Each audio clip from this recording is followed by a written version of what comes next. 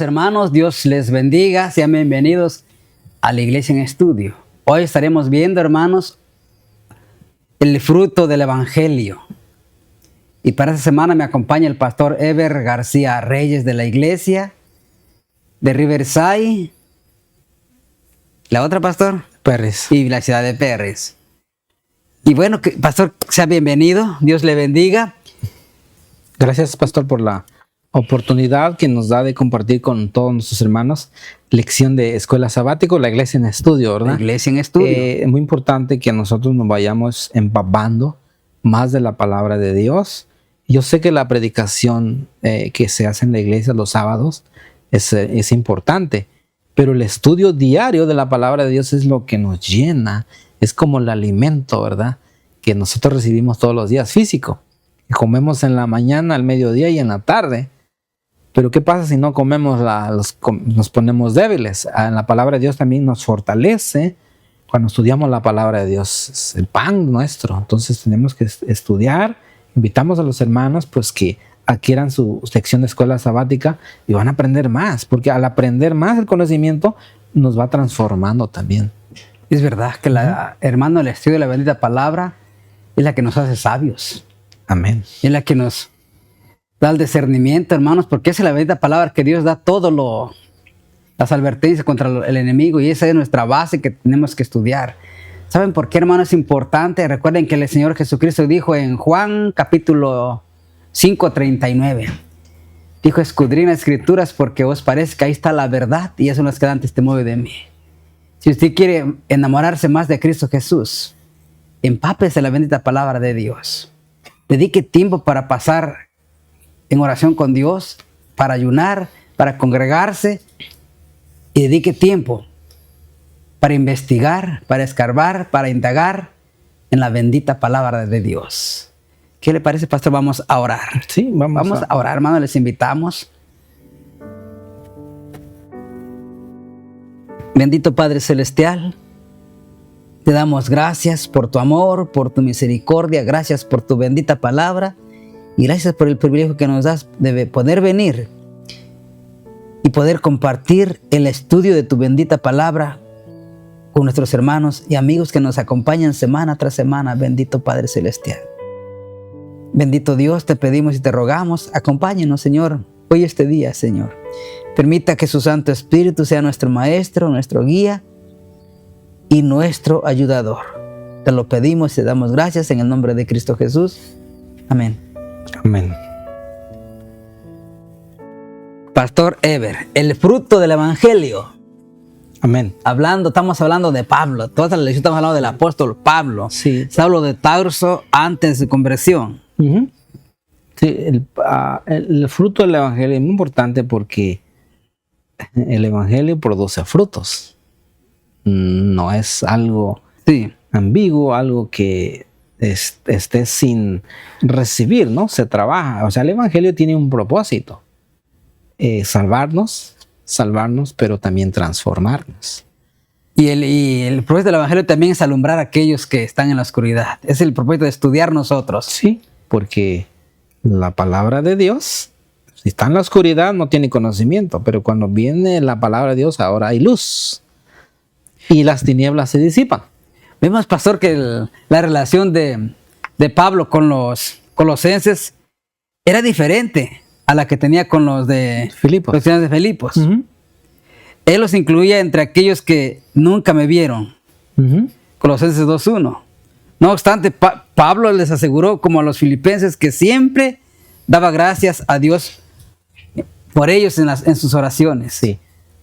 A Filipo, Pablo tenía una relación más estrecha y los conocía. Pero a los hermanos de Colosas no los conocían todos. Pero él oraba por ellos. Así como Jesús, ¿verdad? En el capítulo 17 de San Juan dice que él primero oraba por la unidad de ellos. Dice, pero no solamente oro por eso, dice, sino todos los que han de venir y han de creer en la palabra de ellos. O sea, oraba incluso hasta por nosotros. Que Jesús oraba a todos los que se iban a convertir después. Y el apóstol Pablo hace lo mismo. Ora, ni siquiera los conoce, pero ora por ellos también. Sí. Vemos, pastor, que los hermanos de Filipo eran los los que más apoyaron Sí, a Pablo. económicamente a Pablo Pablo, cuando estaba en la cárcel. Sí. Fueron los que proveyeron todas sus necesidades. Sí, pero aún así, Pablo, como usted lo acaba de decir, no dejó Pablo de orar por ellos también. Por todos Sí. oraba. Ahora fíjese, vamos al texto bíblico, ¿verdad? Amén. Y luego vamos a ver unas partes que la lección nos quiere enseñar. Dice Colosenses 1:3 al 8. Vamos a ver estas tres cosas que agradece Pablo a Dios. Estas tres cosas que pide también para el pueblo de Dios hoy en día. Dice Colosenses capítulo 1, verso 3. Dice, siempre orando por vosotros, damos gracias a Dios, Padre de nuestro Señor Jesucristo. Habiendo oído de vuestra fe en Cristo Jesús, el amor que tenéis a todos los santos, a causa de la esperanza que os está guardada en los cielos, de la cual ya habéis oído por la palabra verdadera del Evangelio, que ha llegado hasta vosotros, así como todo el mundo. Estoy leyendo el verso 6, ¿verdad? Y lleva fruto y crece también en vosotros desde el día que oísteis y conocisteis la gracia de Dios en verdad, como lo habéis aprendido de Epafras, nuestro consiervo amado, que es un fiel ministro de Cristo para vosotros, quienes también nos han declarado vuestro amor en el Espíritu. Ok, hay tres cosas que Pablo agradece a Dios. Uno es fe, esperanza y amor. Fíjense, la fe es tan importante. Vemos que también Pablo atribuye estas virtudes a los colosenses. Sí, correcto, porque más bien en todas las iglesias debe haber esto. Claro. Claro, acuérdense que, por ejemplo, la fe. ¿Cómo podemos adquirir fe? ¿Verdad? Vamos a leer 3 versículos, vamos a ver uno de cada uno, en donde nos habla de fe, nos habla de esperanza y nos habla de amor. Amén. ¿Ok? Vamos al primer texto, Efesios, capítulo 2, verso 4 al 8. Efesios, capítulo 2, verso 4 al 8. Dice aquí la palabra del Señor. Pero Dios, que es rico en misericordia, por su gran amor con que nos amó, está hablando del amor de Dios, ¿verdad? Aun estando nosotros muertos en pecados, nos dio vida juntamente con Cristo, por gracia sois salvos. Versículo 6. Y juntamente con Él nos resucitó a sí mismo, nos hizo sentar en los lugares celestiales con Cristo Jesús. Verso 7. Para mostrar en los siglos venideros las abundantes riquezas de su gracia en su bondad para con nosotros en Cristo Jesús. Verso 8, y terminamos ahí. Porque por gracia sois salvos por medio de la fe, y esto no de vosotros, pues es un don de Dios. Amén. Habla del amor, cómo, ¿verdad? Ese amor se va incrementando con nosotros, que hemos recibido de la gracia de un don inmerecido. Nos habla del amor. Ahora vamos a ver un versículo más, porque habla también de la esperanza. Ahora vamos a 1 de Pedro 1:4. Nos habla de la esperanza. 1 de Pedro, capítulo 1, verso 4. Capítulo 1, verso 4. Dice aquí: para una herencia incorruptible, incontaminada e inmarcesible, reservada en los cielos, ¿para quién? Para su iglesia. Claro, está escribiendo a Pedro, le escribe a la iglesia, a la iglesia, ¿verdad? Pero también Pablo va a dirigir a los hermanos de Colosas. Pero yo creo que Dios ha preparado para nosotros una herencia, se llama esperanza. Dios ha puesto en nosotros no solamente que el amor de Dios, ¿verdad?, vaya creciendo, como dice Filipenses que leímos ayer, que vaya creciendo más y más, ¿verdad?, en conocimiento. Pero también dice que hay una esperanza que Dios ha guardado, o una herencia incorruptible e incontaminada e inaccesible, reservada en los cielos, ¿para qué? Para todos su iglesia. Vemos, queridos hermanos, que Pablo subraya que el evangelio es digno de confianza, porque se basa en la bendita palabra de Dios. Exacto. Es que la palabra, o sea, el evangelio es la palabra de Dios. Amén. Pero esa palabra tiene un propósito, ¿cierto?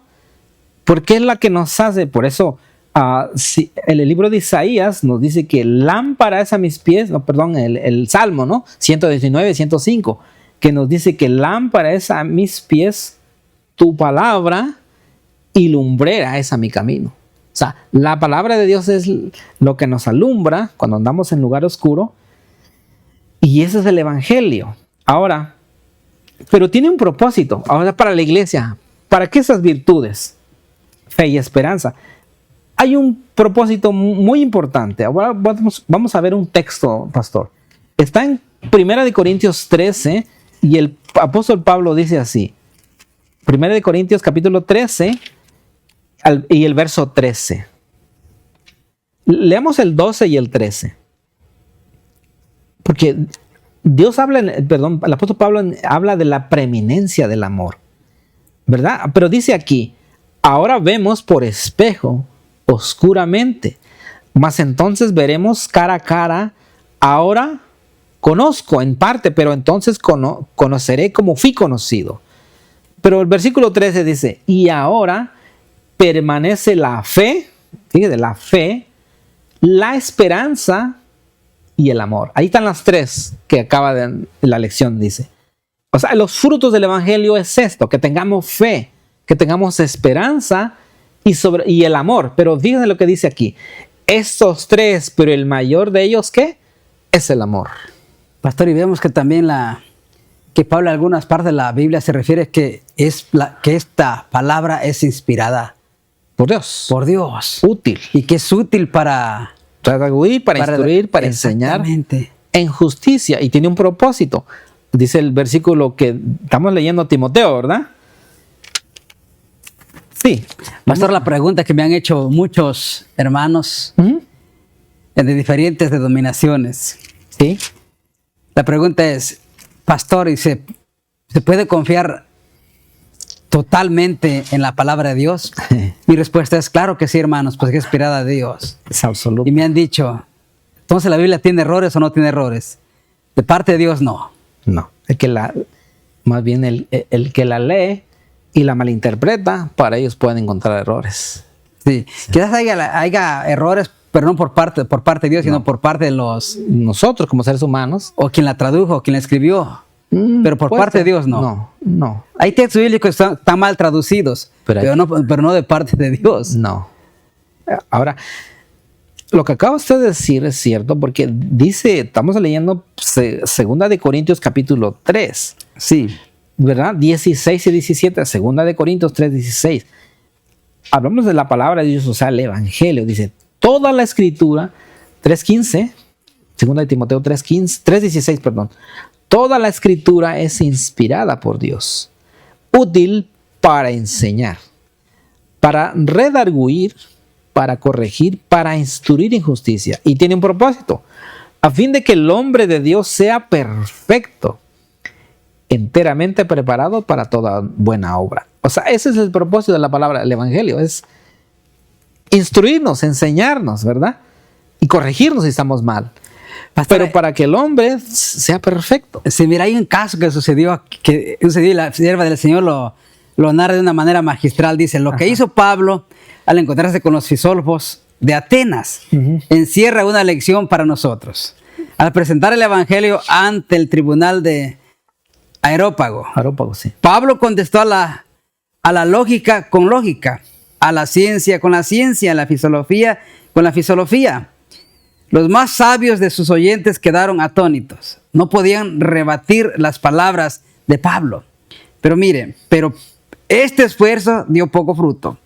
Escasos fueron los que aceptaron el evangelio. En lo sucesivo, Pablo adoptó un procedimiento diferente. Prescindió de complicados argumentos y discusiones teóricas y con sencillez dirigió las miradas de hombres y mujeres a Cristo, el Salvador de los pecadores. Amén. Escribiendo a los corintios acerca de su obra entre ellos dijo, así que hermanos, cuando fui a vosotros no fui con altivez de palabra o de sabiduría, anunciaros el testimonio de Cristo, porque no me propuse saber entre vosotros, sino a Jesucristo y a este crucificado.